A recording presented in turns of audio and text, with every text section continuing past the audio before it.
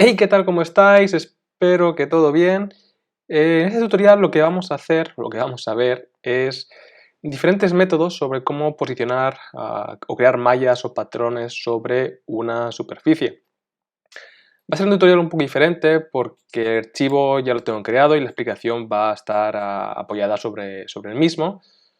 Va a ser un archivo que os lo vais a poder descargar, dejar el link en la caja de descripción y si no, pues también podéis ir a la página web que también os la voy a dejar en la caja de descripción y bueno, si que la queréis curiosear, ahí está en progreso, vamos haciendo poco a poco y aquí en Grasshopper Online, pues si os vais hasta el final, aquí en el apartado de Download GH Files tendréis este archivo y más que vaya subiendo con el tiempo.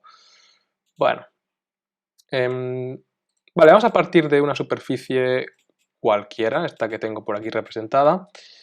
Rápidamente os explico para los que no sepáis o os estáis iniciando en el tema cómo se hace una superficie de este tipo. Voy a deshabilitar un momento este loft. Es bastante fácil, fijaos. Vamos a habilitar esta componente. Visualizamos, voy a quitar esta coordenada. Vale.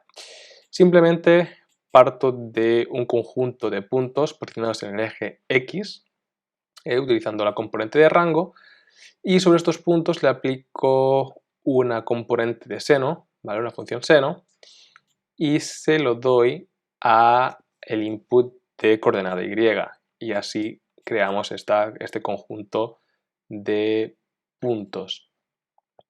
Tengo también un slider asociado para poder dar más o menos amplitud.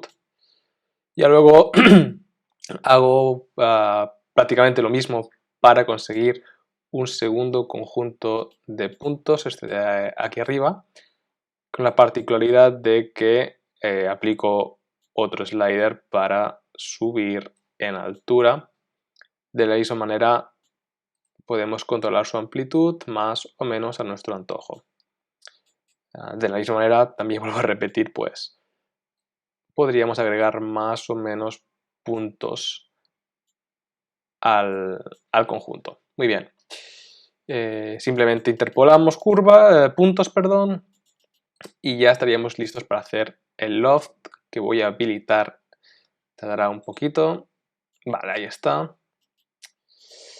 En todo caso, no me gusta que sea tan alto. Vamos a dejarlo en 25.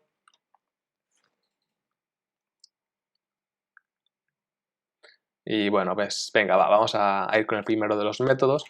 No voy a intentar no enrollarme mucho porque tampoco quiero que el vídeo se alargue demasiado y este archivo pues lo vais a tener accesible como os digo, ¿no?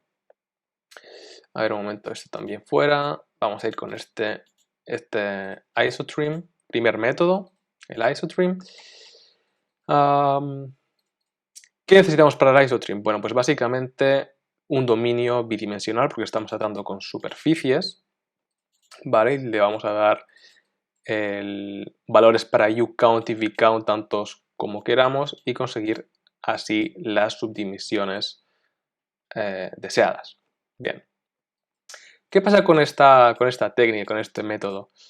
Pues que si os fijáis, las curvas que obtenemos, si hacemos un bake, estas curvas son cerradas y presentan, bueno, pues presenta algún inconveniente este método. ¿Por qué? Pues porque imaginad que ahora nosotros queremos obtener líneas, digamos, voy a llamarlas más puras, ¿vale? Aunque es decir que queremos obtener líneas de arriba a abajo o en el otro caso, ¿no? Las horizontales, pues curvas de izquierda a derecha, de principio a fin, ¿de acuerdo? Ahora mismo esto no es así porque se están solapando, es decir, tenemos por aquí una curva cerrada, por arriba otra curva cerrada, con lo cual, ¿qué quiere decir? Que estamos compartiendo este borde para ambas. Y esto, pues, bueno, es un poco engorroso, pero tiene solución. Simplemente explotaríamos, a ver, vamos a explotar esos segmentos, o esas curvas, perdón, y haremos una cosa, nos vamos a quedar con diferentes segmentos. Por ejemplo, vamos a quedarnos con estos dos list items, ¿vale? Y también voy a enchufar los bordes para que se vea mejor. A ver, un momento. No, quizás no. Nos vamos a quedar, por ejemplo, con todas las líneas verticales o en el eje de las zetas, pero con los bordes izquierdos. Y por el otro lado nos vamos a quedar con los bordes derechos. Si os fijáis, ¿no? Estamos seleccionando todos menos el último y por aquí todos menos el primero. ¿Cuál es la idea? La idea sería, con estos nos vamos a quedar con todos ellos, perfecto. Aplicaremos un join corps para tener simples líneas de arriba abajo. Y con las otras, con estas de aquí, nos va a interesar solo quedarnos con la última, ¿cierto? Para luego enchufársela a esta de aquí y a tener todo el conjunto. Bien, ¿qué pasa? Si nosotros ahora quisiéramos, hacemos aquí el join corps también y decimos, bueno, pues como queremos quedarnos con la última, pues simplemente valdría con un list item, ¿no? A ver, vamos a dejar solo esta componente, este modo de visualización. Y como veis, sobre todas estas curvas, si nos queremos quedar con el primero, nos está cogiendo este de aquí. O en su defecto nos podríamos quedar con el último índice, pero tampoco sería correcto. ¿Por qué? Porque ahora mismo estas curvas no están ordenándose correctamente de izquierda a derecha o de derecha a izquierda. Bueno, por eso que lo que haríamos es aplicar reordenarlas básicamente mediante un sort list. ¿Qué vamos a hacer? Pues bueno, vamos a evaluar, vamos a quedarnos con los puntos sobre estas curvas, estas las voy a parar un momento, y las vamos a ordenar en función de su componente X. Para eso hacemos el deconstruct, para coger su coordenada X de cada uno de estos puntos. Entonces se van a ordenar de menos a más. Fijaos aquí, este panel nos está indicando las coordenadas X ya ordenadas, 0.3, 1.49, bla bla bla. Con lo cual ahora sí que ya podríamos decir que nos queremos quedar con el primer list item. Pero ¿qué pasa? Que el primer elemento va a ser de la izquierda y nosotros queremos el último, y por eso simplemente aplico un reverse aquí en el input de list. Y aquí estaría, ¿bien? Perfecto, pues nada, agruparíamos curvas, ya las tendríamos, y haríamos el mismo proceso para las curvas horizontales. Ya tendríamos estas, las juntamos si queremos en un solo componente, y ahí estaría nuestro conjunto, nuestro mallado, ¿no? Algo más que apuntar sobre este método del isodream, yo creo que no me dejo nada. Bueno, simplemente notad que las horizontales son horizontales, pero que en este caso, en el isodream, las líneas de arriba a abajo son diagonales, cosa que no va a pasar con los dos siguientes métodos. Bien, pasando ya al de perpendicular frames. Esto, en todo caso, lo vamos a quitar.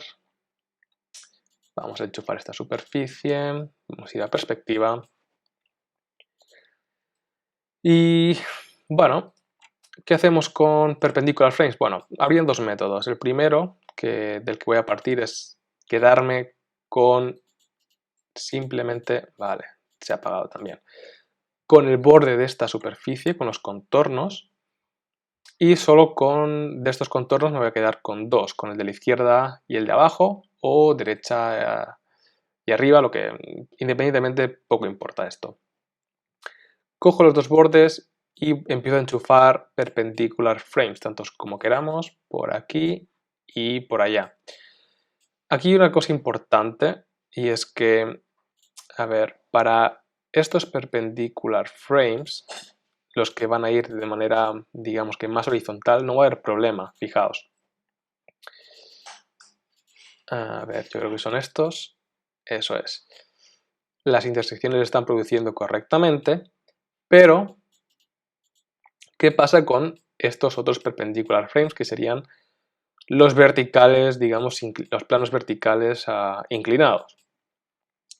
Pues lo que va a estar pasando es que una vez que hagamos la intersección mediante planos y el VREP, que sería la superficie, lo que va a estar pasando es que nos va a dar diferentes curvas de intersección, ¿vale?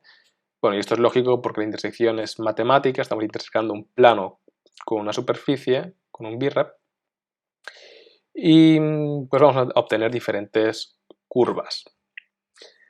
¿Cómo podemos obtener las que nos interesan? Pues no es demasiado complicado, lo único que se trataría de hacer es la siguiente operación. Sobre todas estas curvas, lo que vamos a hacer es colocar un puntos iniciales, por ejemplo, y nos vamos a quedar también con los puntos de punto origen de nuestros planos perpendicular frames.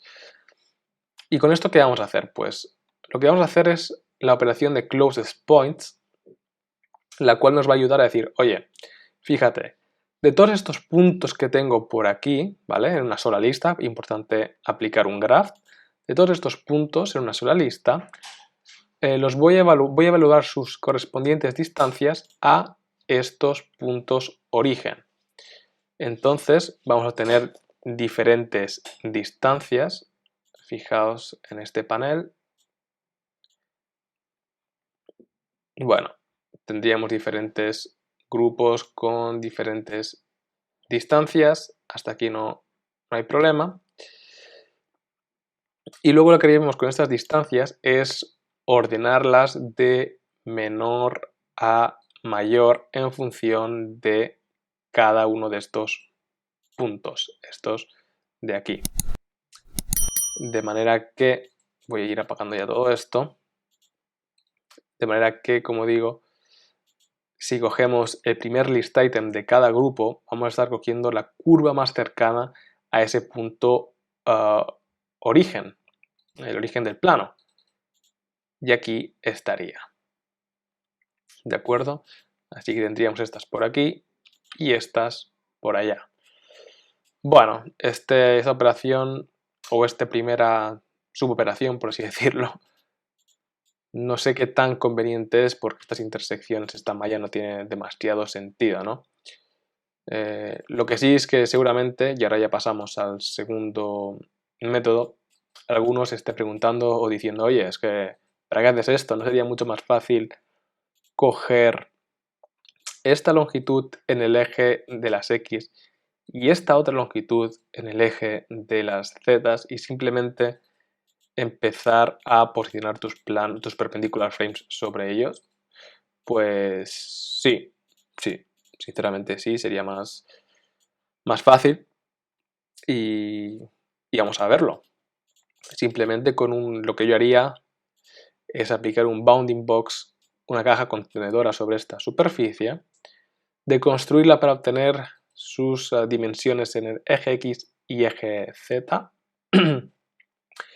y a partir de aquí trazar dos líneas SDLs, Start Direction Length, en los correspondientes ejes, por lo tanto, y también con las correspondientes longitudes. Fijaos que aquí las tenemos, no sé si se ve suficientemente bien. Aquí están las verdes. Y sobre estas dos líneas ya pasamos a posicionar los perpendicular frames. Simplemente ya que nos queda producir nuevamente intersecciones matemáticas entre planos y birrep, y así obtendremos estas curvas, que a diferencia del isotrim, pues ahora sí son curvas horizontales y completamente verticales, ¿de acuerdo? Bueno, este sería el segundo método de perpendicular frames y vamos a pasar al de contour, que es bastante parecido al de perpendicular frames, la verdad. Así que a ver, ¿qué vamos a hacer en esta ocasión? Nuevamente voy a coger el birrep wireframe para quedarme con los bordes, ¿de acuerdo? Aunque esto ya sirve para prácticamente el final del proceso, así que lo voy a apagar, disculpadme. Y utilizamos la componente de contour. ¿Qué es la componente de contour? Muchos de vosotros ya lo sabréis. Nos ayuda a intersecar una superficie o digamos una shape, birrep o mesh también se puede, en función de tres otros inputs. Un punto que por defecto va a ser el origen de coordenadas en 0, 0, 0. Una dirección, en este caso pues eje Z y eje X. Y también indicando una distancia de intersección, ¿vale? Pudiéndola variar. Lo mismo en el otro eje, en el de las X. Así. Bueno, esto tiene una ligera desventaja, y es que si visualizamos esta superficie, fijaos, quizás con las líneas verticales no se nota tanto, pero con las horizontales sí que se aprecia perfectamente cómo el último segmento es de diferente magnitud que los precedentes, ¿no? Entonces es por esto que podríamos hacer algo parecido a lo que hacíamos con perpendicular frames, que era pues un bounding box, de construir la caja, obtener las longitudes para X y para Z, y estos resultados se los damos a estas distancias, ¿vale? Y así nos garantizamos que que todos los segmentos o fragmentos son iguales, de igual longitud. No obstante, sigue habiendo un inconveniente, y es que a veces, cuando aplicamos el contour, podemos conseguir el borde inferior y también el superior. En este caso no lo conseguimos. Y también podemos conseguir los bordes laterales. En este caso solo estamos consiguiendo el borde izquierdo, pero no el borde derecho. Y esto puede variar en función de la distancia que le estemos aplicando y bueno, es un poco jaleo y no muy óptimo, la verdad. Entonces, en este caso, ¿qué es lo que yo recomendaría? Pues decir, oye, en caso de que, claro, que los cuatro bordes no estén cogidos, decir, mira, voy a quitarme de en medio todos los bordes, en este caso el izquierdo y el inferior, mediante un cal index. Veis que solo tengo los bordes que están dentro de la superficie y ya luego les incluyo este borde conseguido mediante el birrep wireframe, y así ya los junto todos en una sola componente de curva y ya los tendría por aquí, ¿vale? Es otro método. Lo que sí permite el contour, por ejemplo, ya desde un buen inicio, es decir, que bueno, poder variar las direcciones. Podemos ponerle un vector, el vector que nosotros queramos, y conseguir diferentes intersecciones, ¿no? De la misma manera se puede hacer mucho más a ojo, set one vector, y decir, bueno, pues yo qué sé, este de aquí, y cambiáis la dirección de intersección. ¿De acuerdo? Esto es lo que ventajas y desventajas de estas diferentes técnicas. Bien.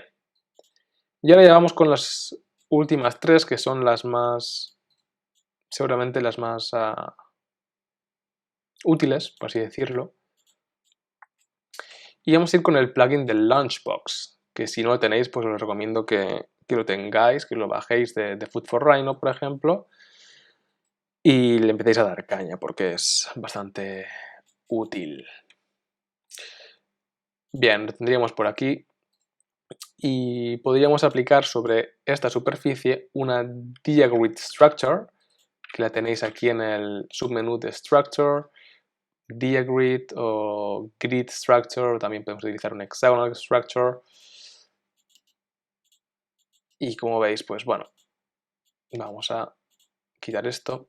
Lo que estamos haciendo es consiguiendo estas líneas sobre la superficie. Aquí, ojo, que estas líneas no se están posicionando exactamente sobre la superficie, o sea, son líneas pues completamente rectas, no se están adaptando a la superficie. Para ello, podríamos utilizar este pull curve, es decir, quiero empujar estas líneas a la superficie,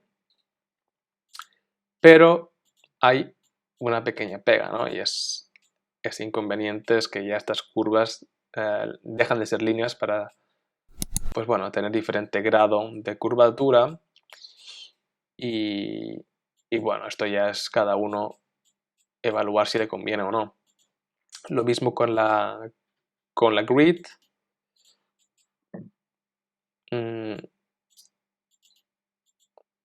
Obtendríamos algo tal que así.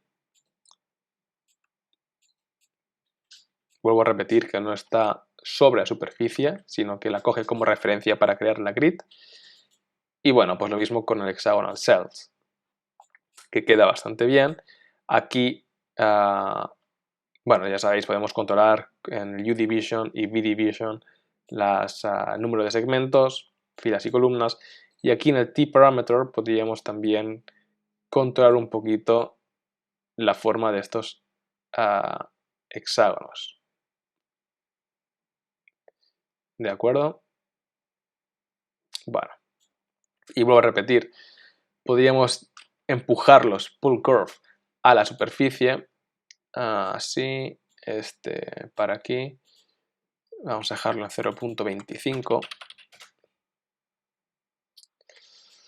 pero fijaos cómo en algunos trozos, pues estos hexágonos o las curvas nos acaban de cerrar, ¿de acuerdo? Bueno, en esta ocasión yo no voy a entrar en cómo cerrar, así que bueno, ya os lo dejo a vosotros, que investiguéis si queréis. Y vamos a pasar ahora con el pufferfish. Vamos a habilitar esta superficie. Hay una componente, para pufferfish también, o sea, es prácticamente obligado que lo tengáis todos porque es de los plugins más útiles que hay actualmente y más potentes. Y aquí hay una componente, Net on Surface, que la vais a encontrar en, creo que es el submenú de Curve, sí, Net on Surface, que nos permite, a ver, dejadme que simplemente encienda esta visualización, nos permite obtener este tipo de dibujo, ¿no? Este tipo de net.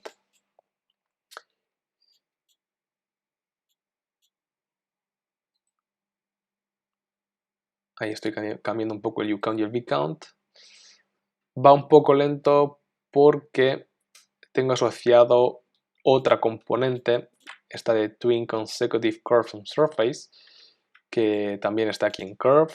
A ver. Por aquí hay bastantes componentes de estas que son bastante útiles. Esta, Twin Consecutive Curves on Surface. ¿Dónde está? Bueno, pues ahora no la veo. A ver. Aquí está, vale. La teníamos aquí. ¿Qué nos permite? Pues nos va a permitir, bueno, déjame que baje un poquito la resolución de esto a 10 y 15. Vamos a asociar esta visualización y esta también. Lo que nos permite es conseguir las curvas entre cada dos. A ver si me explico. Aquí 0.5 estaríamos consiguiendo las curvas entre cada dos de las curvas precedentes, ¿no? Pudiendo variar aquí en el factor su posición, quizás 0.2, y veis que ahora estas curvas tienen diferente dibujo, ¿no? Bueno, pues esto sería otra componente que en algún momento podría ser útil. Y luego hay una que no tiene mucha relación ahora, pero me gustaría explicarla igualmente, y es la de Parameter Curve Divide Surface, ¿vale? También la encontramos en Curve, diría yo, a ver, Pufferfish, perdón, submenu de Curve y Parameter Curve Divide, no, Parameter Surface is a Curve, esta de aquí. O tampoco, me estoy equivocando, ¿no? A ver qué me pasa hoy. Aquí, esta de aquí, hombre. Parameter Curve Divide Surface. Esta de aquí o esta de aquí. Bueno, seguramente esta nos va a ir mejor.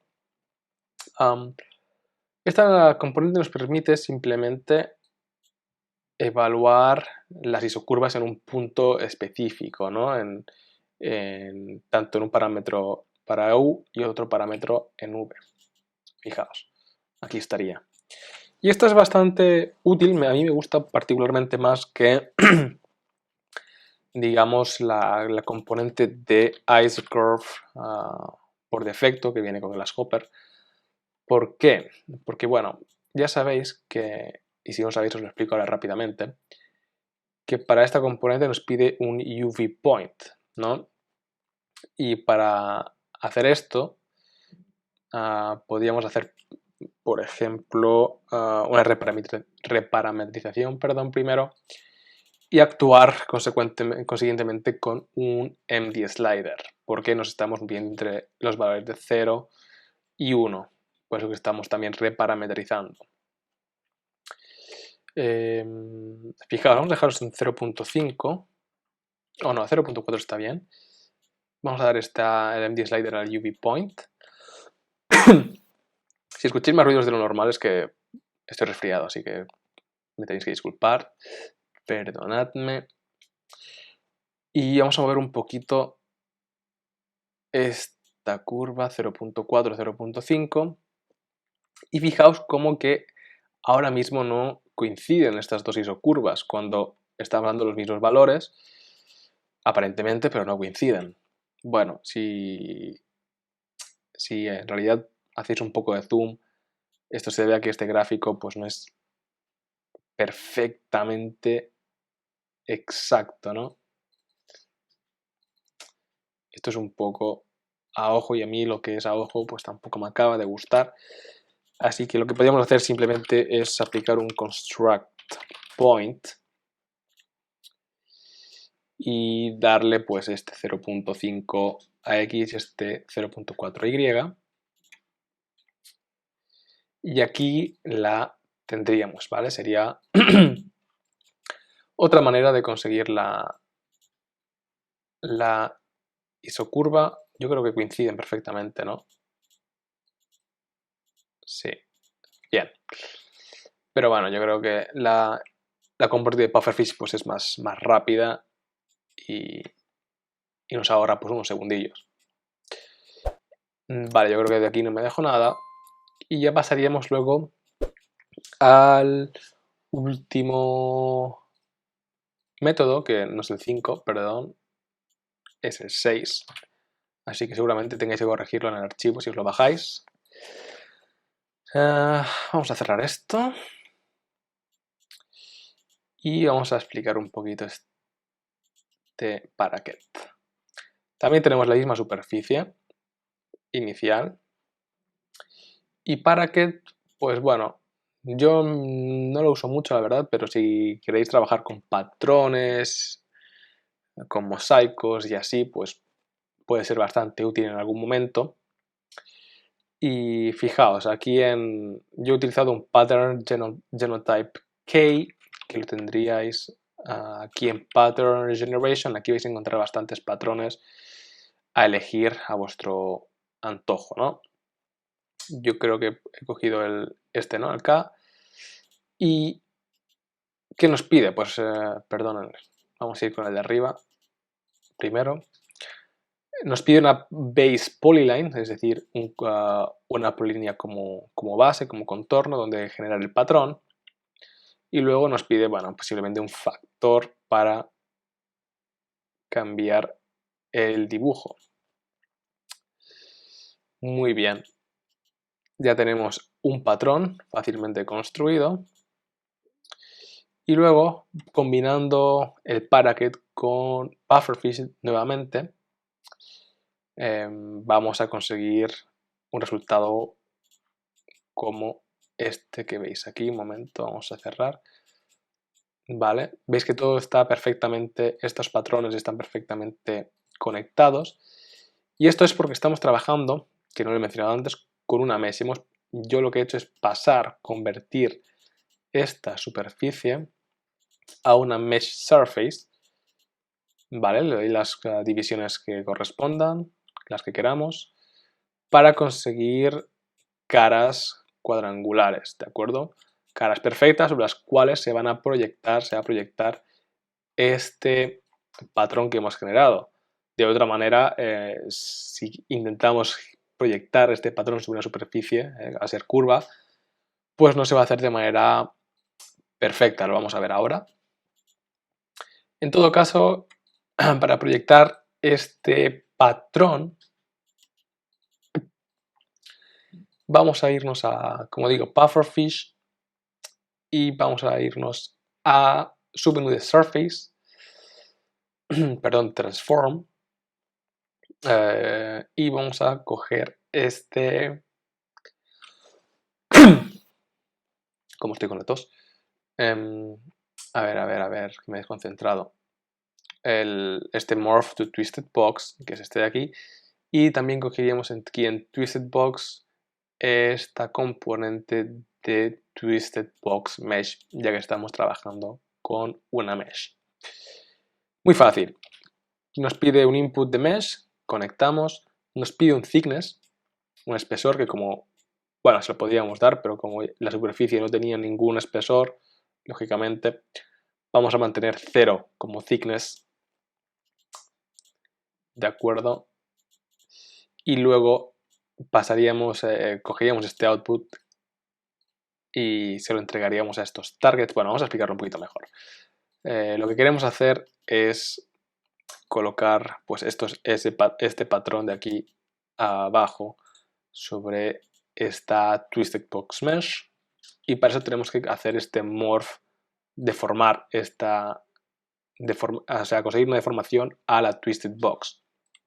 ¿Y qué nos pide este componente? Pues 3 inputs, uno de geometría, que es lógicamente este patrón de aquí, el cual queremos proyectar a este Twisted Box Mesh, y para ello necesitamos una referencia, que en este caso la referencia es esta superficie contenida en esa base polyline, ¿de acuerdo? Bueno, espero que haya sido suficientemente claro, ¿vale? Y bueno, pues aquí tendríais ese patrón. Podríamos quizás cambiar este factor o simplemente cambiar el patrón, este que tengo por aquí abajo. Se lo damos a geometría y conseguiríamos otro patrón, en este caso pues un poquito más sugerente, ¿no? Un poco más vistoso.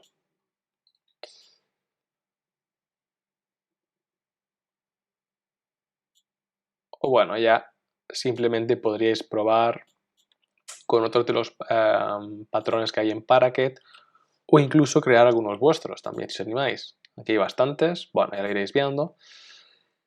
Y lo que os decía, ¿no? También podríamos intentar producir una proyección de cualquiera de estos patrones sobre esta superficie, con lo cual podríamos decir, bueno, pues nos vamos a marcar un isotrim, por ejemplo, de, a ver, esta superficie, indicamos un domain, divide domain 2, domain viene a esta superficie, pues no sé, uCount 15, vcount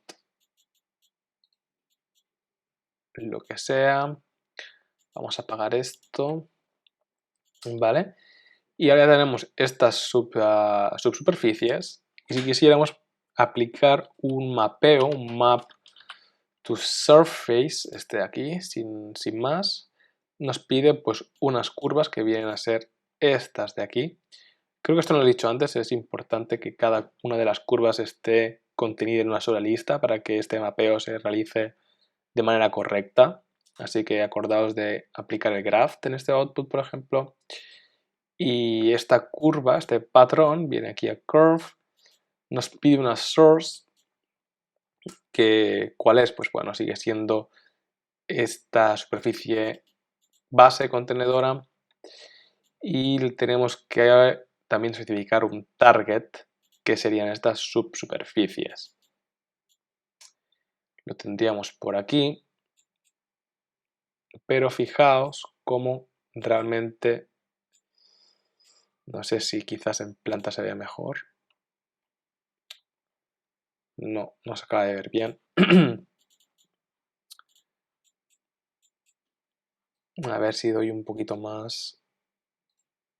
Claro, imaginad que damos menos a uCount y vcount. Ya estáis viendo cómo estas curvas no están sobre la superficie, ¿no? Porque estamos intentando proyectar curvas sobre un plano, en este caso el XY, sobre una superficie que lógicamente es curva. Entonces no va a poder ser. De ahí que lo más recomendable sea trabajar con una mesh y operar con caras planas. ¿De acuerdo?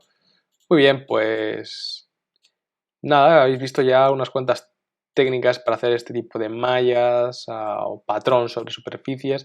No es nada del otro mundo, pero puede ser útil con un poquito de ingenio, imaginación y pericia. Y nada, pues si os ha gustado, ya sabéis, un buen like, suscribíos, lógicamente, lo más importante.